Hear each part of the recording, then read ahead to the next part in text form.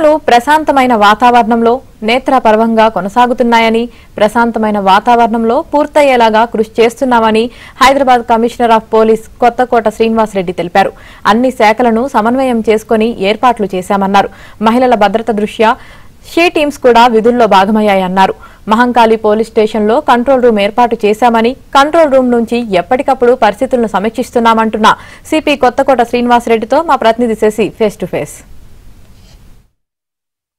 మహంకాళి అమ్మవారి బోనాలు అంగరంగ వైభవంగా కొనసాగుతూ ఉన్నాయి. భక్తులు అమ్మవారిని దర్శించుకోవడానికి బారులు తీరుతూ ఉన్నారు. బోనాలు జరుగుతున్న తీరు గురించి మనతో మాట్లాడడానికి సిపి ఉన్నారు. ఒకసారి మాట్లాడదాం. సార్, బోనాలు ఏ విధంగా జరుగుతూ ఉన్నాయి? ఇప్పటి వరకు ఎంతమంది అమ్మవారిని దర్శించుకుంటారు? మీరే చూస్తున్నారు, ప్రశాంతంగా జరుగుతూ ఉంది. వర్షం కూడా లేదు కాబట్టి భక్తులకు అసౌకర్యం లేదు. అన్ని ఏర్పాట్లు అన్ని శాఖలతో కలిసి మనం ఇక్కడ చేయడం జరిగింది. గత కొన్ని రోజులుగా అనేక సమన్వయ సమావేశాలు కూడా జరుపుకొని ఇక్కడ ఎటువంటి ఇబ్బంది లేకుండా మనం భక్తులకు, ముఖ్యంగా ఇక్కడ వచ్చే కామన్ భక్తులు లక్షలాది మంది వస్తారు కాబట్టి వాళ్ళకి ఇబ్బంది లేకుండా మనం ఏర్పాట్లు చేయడం జరిగింది. దాదాపు 1500 మంది సివిల్ పోలీసులు, అందరు traffic task force, C teams, తర్వాత సిసిఎస్ క్రైమ్ టీమ్స్ అందరం కూడా ఇక్కడ పనిచేస్తున్నారు.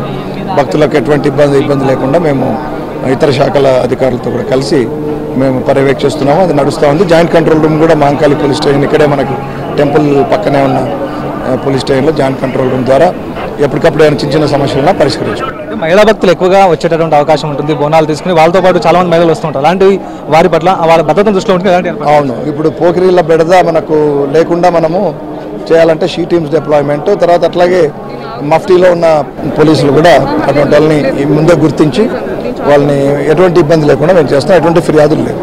మా టీమ్స్ మొత్తం షీ టీమ్స్ అన్నీ కూడా కంప్లీట్గా డిప్లాయ్ ఉన్నాయి. ఇవాళ మేము అన్ని ఏర్పాట్లు తీసుకున్నాం. గతంలో కూడా పిక్ ప్యాటర్స్ రెచ్చిపోయారు, చాలా చోట్ల పర్సులు కొట్టేసిన పరిస్థితి, దొంగతనాలు చేసినటువంటి. ఈసారి కొంచెం పగడబందీగా సిసిఎస్ టీమ్స్, క్రైమ్ టీమ్స్ అన్ని కూడా మామూలు మఫ్టీలో తిరుగుతున్నారు. వాచ్ పెట్టాము, వీడియోలు కూడా ఉన్నాయి, వాటిని కూడా మా సీసీటీవీలో చూస్తున్నాము. ఎటువంటి ప్రివెంటివ్ చర్యలని తీసుకున్నాము. మనకి ఇప్పటిదాకైతే ఎటువంటి కంప్లైంట్ లేదు. 2 రోజుల పాటు బోనాలు జరుగుతూ ఉన్నాయి. ఎంతమంది భక్తులు వచ్చేటువంటి అవకాశం అయితే ఉంది సార్? మామూలుగా ఈ రోజు అయితే ఇది అతి ముఖ్యమైనది. మనకు 3వ ఆదివారం ఇక్కడ దాదాపు 8 నుంచి 10 లక్షల మంది. కోర్స్ ఉదయం నుంచే స్టార్ట్ అయింది, మళ్ళీ ఉదయం వరకు నడుస్తుంది. అంటే మిడ్ నైట్ దాటి కూడా నడుస్తుంది. కాబట్టి అంటే ఎప్పటిలాగానే ఈసారి కూడా 8-10 లక్షల మంది మొత్తం ఉదయం నుంచి లాస్ట్ ముగిసే వరకు కూడా.